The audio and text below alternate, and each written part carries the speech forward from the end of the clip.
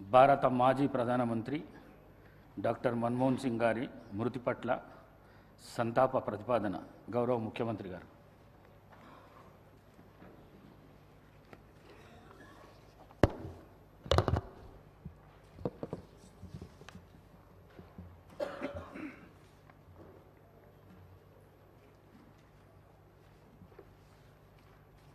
అధ్యక్ష, భారత మాజీ ప్రధానమంత్రి డాక్టర్ మన్మోహన్ సింగ్ గారి మృతి పట్ల ఈ సభ తన తీవ్ర సంతాపాన్ని వ్యక్తం చేస్తుంది. శోకార్తులైన వారి కుటుంబ సభ్యులకు ప్రగాఢ సానుభూతి తెలియజేస్తుంది. అంతర్జాతీయ ప్రఖ్యాతి పొందిన ఆర్థికవేత్త డాక్టర్ మన్మోహన్ సింగ్ గారు భారతదేశానికి తన విశిష్టమైన సేవలను అందించారు. కేంద్ర ప్రభుత్వ ప్రధాన ఆర్థిక సలహాదారుగా, భారత రిజర్వ్ బ్యాంక్ గవర్నర్గా, ప్రణాళికా సంఘం డెప్యూటీ చైర్పర్సన్గా, కేంద్ర ఆర్థిక మంత్రిగా, భారత ప్రధానమంత్రిగా ఆయన వివిధ హోదాలలో తన సేవలను ఈ దేశానికి అందించారు. డాక్టర్ మన్మోహన్ సింగ్ గారు మన దేశంలో ఆర్థిక సంస్కరణలను రూపశిల్పి. 1991 మరియు 96 మధ్య కేంద్ర ఆర్థిక మంత్రిగా ఉన్నప్పుడు భారత ఆర్థిక వ్యవస్థను సరళీకరించి ఆర్థిక స్థితిగతుల దిశను మార్చే నిర్మాణాత్మక సంస్కరణలను అమలు చేయడంలో కీలక పాత్ర పోషించారు. ప్రపంచీకరణ, సరళీకరణ, ప్రైవేటీకరణ విధానాలతో అంతర్జాతీయ స్థాయిలో భారత ఆర్థిక వ్యవస్థను సుస్థిరంగా నిలబడేలా చేయగలిగారు. 2004 మరియు 2014 మధ్య భారత ప్రధానమంత్రిగా ఉన్న మన్మోహన్ సింగ్ గారు తన పదవీ కాలంలో ఎన్నో చారిత్రాత్మకమైన సామాజిక కార్యక్రమాలకు శ్రీకారం చుట్టారు. కూలీలకు ఉపాధి కల్పించే మహాత్మా గాంధీ జాతీయ గ్రామీణ ఉపాధి హామీ చట్టం, పరిపాలనలో పారదర్శకతను చాటి చెప్పే సమాచార హక్కు చట్టం, ప్రజారోగ్యానికి ప్రాధాన్యం ఇచ్చిన జాతీయ గ్రామీణ ఆరోగ్య మిషన్ ప్రారంభించారు. అందరికీ ఆధార్ కార్డు లాంటి సామాజిక విప్లవాత్మక కార్యక్రమాలను ఆయన హయాంలోనే మొదలయ్యాయి.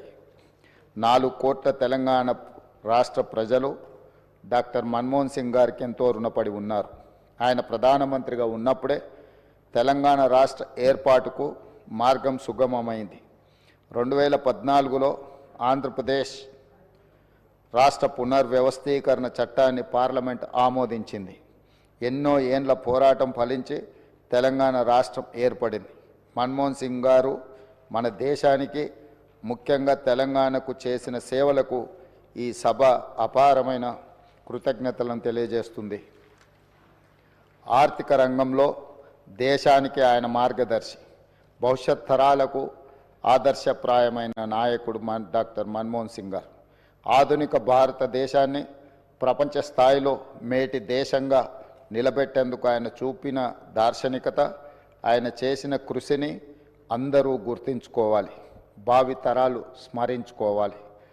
భారత మాజీ ప్రధాని డాక్టర్ మన్మోహన్ సింగ్ గారికి అత్యున్నత పురస్కారం భారత రత్నను ప్రదానం చేయాలని కేంద్ర ప్రభుత్వాన్ని కోరుతూ ఈ సభ తీర్మానం చేస్తుంది. అధ్యక్ష, డాక్టర్ మన్మోహన్ సింగ్ గారి గురించి ఈ దేశంలో ప్రతి యువకుడికి, ప్రతి రైతుకు, ప్రతి పేదవాడికి మనం ప్రత్యేకంగా చెప్పవలసిన అవసరం లేదు. ఎందుకు అంటే ఈ దేశంలో ఎల్పిజి లిబరలైజేషన్, ప్రైవేటైజేషన్, గ్లోబలైజేషన్, సరళీకృత ఆర్థిక విధానాలను తీసుకొచ్చి ప్రపంచంతోనే పోటీ పడే విధంగా మన భారతదేశాన్ని తీర్చిదిద్దడంలో మన తెలంగాణ బిడ్డ పివి నరసింహారావు గారు ప్రధానమంత్రిగా ఉన్నప్పుడు ఆర్థిక మంత్రిగా వారు వేసిన పునాదులు ఈరోజు భారతదేశం ప్రపంచ దేశాలతో పోటీ పడడానికి పూర్తి స్థాయిలో మనం పోటీ పడుతున్నాము అని అంటే ఆనాడు డాక్టర్ మన్మోహన్ సింగ్ గారు తీసుకున్న నిర్ణయాలు. అదేవిధంగా అధ్యక్ష, ఈరోజు ప్రపంచమే గర్వించదగ్గ ఆర్థికవేత్త. ఈ ఆర్థికవేత్త ఈ దేశం కోల్పోవడం అనేది మనకు తీరని లోటు. ఈ లోటు వారి కుటుంబానికే కాదు, యావత్ దేశానికి, ప్రపంచానికే ఒక గొప్ప తత్వవేత్త, ఆర్థికవేత్త, గొప్ప నాయకుడిని కోల్పోవడం జరిగింది అధ్యక్ష. నీతి, నిజాయితీకి, నిబద్ధత అని ఒకవేళ ఎవరినైనా ఉదాహరించాల్సి వస్తే, రోల్ మోడల్ ఎవరినైనా మనం తీసుకోవాల్సి వస్తే, ఈ తరంలో డాక్టర్ మన్మోహన్ సింగ్ గారితో పోటీ పడే వాళ్ళే లేరు అని చెప్పి ఈ సభ ద్వారా నేను తెలియజేయదలుచుకున్నాను. చాలామంది వారు మౌనంగా ఉంటారనో, మౌనముని అని, యాక్సిడెంటల్ ప్రైమ్ మినిస్టర్ అని రకరకాలుగా మీడియాలో కానీ విమర్శకులు విమర్శించిన వారు ఎప్పుడు కూడా వారి సహనాన్ని కోల్పోకుండా పనినే ధ్యాసగా, పని చేయడమే తన జీవిత లక్ష్యంగా, ఈ దేశ ప్రజలను ఆర్థికంగా, సామాజికంగా బలోపేతం చేయడము, వాళ్ళ కోసమే తన జీవితాన్ని అంకితం చేసిన గొప్ప మహనీయుడు డాక్టర్ మన్మోహన్ సింగ్ గారు. విమర్శలను సైతం వారు విమర్శించలేని పరిస్థితులు కల్పించి వారు ఒక గొప్ప నాయకుడిగా వారు రాణించారు. ఈ తరం ఎవరినైనా ఆర్థిక విషయాలలో కానీ, రాజకీయపరమైన అంశాలలో కానీ ఎవరినైనా ఆదర్శంగా తీసుకోవాలి అని అంటే మొదటి స్థానంలో ముందు వరుసలో ఉండేది డాక్టర్ మన్మోహన్ సింగ్ గారు అధ్యక్ష. అదేవిధంగా వారి నిరాడంబరత, అంటే ఒక దేశ ప్రధానమంత్రిగా 10 సంవత్సరాలు పనిచేసిన వ్యక్తి ఎంత నిరాడంబరంగా, ఎందుకంటే పార్లమెంట్లో వారితో పాటు వారు రాజ్యసభలో ఉన్నప్పుడు, లోక్సభలో మేమున్నాం, ఒక ధర్నా కార్యక్రమంలో నేను, పెద్దలు ఉత్తమ్ కుమార్ రెడ్డి గారు, కోమటిరెడ్డి వెంకటరెడ్డి గారు వారితో పాటు ధర్నా కార్యక్రమంలో కూర్చున్నాడు. వారు వచ్చి మా మధ్యలో మాతో పాటు కూర్చొని ఈ ప్రజాస్వామ్యాన్ని పరిరక్షించాలి, ప్రభుత్వాలు ఆధిపత్యం చెలాయించడమో, పెత్తనం చెలాయించడానికి చట్టాలను వినియోగించుకోవడాన్ని వ్యతిరేకిస్తూ మాలాంటి మొదటిసారి పార్లమెంట్ సభ్యులైన మాతో పాటు కూడా అక్కడికి వచ్చి నిరసన కార్యక్రమంలో కూర్చొని వారు ప్రజాస్వామ్యం పట్ల ఎంత విశ్వాసంతో, ప్రజాస్వామ్యాన్ని పరిరక్షించాలన్న లక్ష్యంతో ఏ విధంగా పనిచేసినరో వారితో పాటు ఆ రోజు ధర్నాలో పాల్గొనడం అనేది నాకైనా, పెద్దలు ఉత్తమ్ కుమార్ రెడ్డి గారికైనా, కోమటిరెడ్డి వెంకటరెడ్డి గారికైనా జీవితకాలం గుర్తుండిపోయే సంఘటన అధ్యక్ష.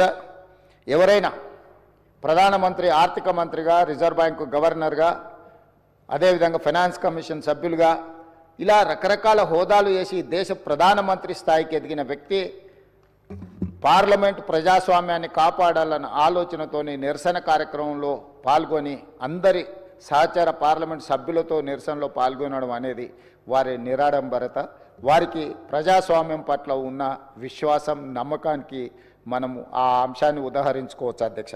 అదేవిధంగా అధ్యక్ష, డాక్టర్ మన్మోహన్ సింగ్ గారి గురించి ఈ దేశం, ముఖ్యంగా ఈ దేశంలో ఉన్న రైతాంగం ఈరోజు ఉపాధి హామీ పథకం, భూమి లేని కూలీలకు ఒక పని కల్పించాలి 100 రోజులు. ఆ 100 రోజుల పని ద్వారా పేదలకు ఆహార భద్రత కల్పించవచ్చన్న గొప్ప లక్ష్యంతో ఉమ్మడి రాష్ట్రంలో అనంతపూర్లో, అదేవిధంగా తెలంగాణ రాష్ట్రంలో మహబూబ్ నగర్లో ఈ కార్యక్రమాన్ని దేశానికే అంకితం చేయడం జరిగింది. ఇదే విధంగా సమాచార హక్కు చట్టం కావచ్చు, రైట్ టు ఎడ్యుకేషన్ కావచ్చు, ఫుడ్ సెక్యూరిటీ కావచ్చు, ఇట్లా ప్రతి అంశంలో పారదర్శకమైన పరిపాలనను అందించాలి అనంటే పరిపాలనలో తీసుకురావాల్సిన మార్పులను అన్నింటినీ వారు ఏ మాత్రం కూడా వెనకడుగు వేయకుండా ప్రజలకు ఉపయోగపడుతుంది అని అనుకుంటే వారు ఏ మాత్రం కూడా వెనక ముందు ఆలోచన చేయకుండా 10 సంవత్సరాలు ఒక అద్భుతమైన పరిపాలన అందించడమే కాకుండా చట్టంలో సమూలమైన మార్పులను తీసుకురావడం జరిగింది అధ్యక్ష. అదేవిధంగా 2013 భూసేకరణ చట్టం, గతంలో ప్రభుత్వాలు భూమి సేకరించాలన్నప్పుడు, భూమి తీసుకోవాలనుకున్నప్పుడు భూ యజమానులతో సంబంధం లేకుండానే తీసుకున్న పరిస్థితులు, నష్టపరిహారం కూడా పూర్తి స్థాయిలో ఇవ్వక అన్యాయం జరుగుతున్న సమయంలో 1894 దాదాపుగా 113 సంవత్సరాలు భూసేకరణ చట్టం ఒకే విధంగా కొనసాగింది. బ్రిటిషర్స్ ఏర్పాటు చేసిన భూసేకరణ చట్టం స్వతంత్రం వచ్చినాక కూడా దాదాపుగా 6.5 దశాబ్దాలు అదే చట్టాన్ని కొనసాగించిన.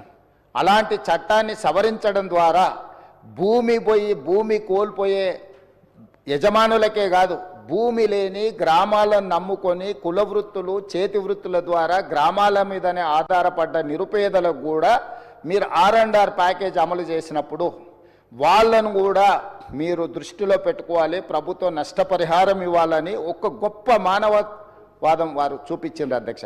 ఏంటంటే భూసేకరణ చట్టం గ్రామాలు ముంపుకు గురైనప్పుడు గ్రామంలో ఉండే భూ యజమానులకు లేదా ఆస్తులు ఉన్న వాళ్లకు మాత్రమే నష్టపరిహారం వచ్చేది.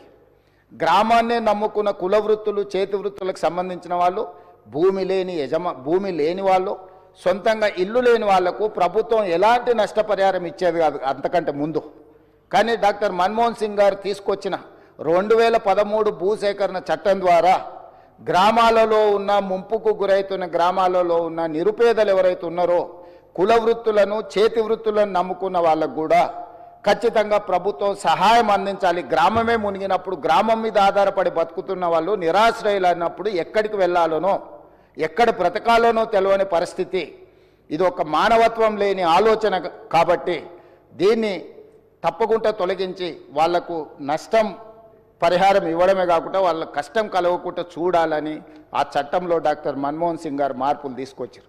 అదేవిధంగా 2006 అటవీ హక్కుల చట్టాన్ని తీసుకురావడం ద్వారా ఈ పోడు భూముల పట్టాలు ఈరోజు మనం ఇవ్వగలుగుతున్నాము అని అంటే అటవీ ప్రాంతంలో ఉన్న ఆదివాసీలను గిరిజనులను ఆదుకోవడానికి అటవీ హక్కుల చట్టాన్ని కూడా సవరించడం ద్వారా వాళ్ళ పట్ల కూడా మానవతావాదంతో డాక్టర్ మన్మోహన్ సింగ్ గారు వ్యవహరించారు అధ్యక్ష.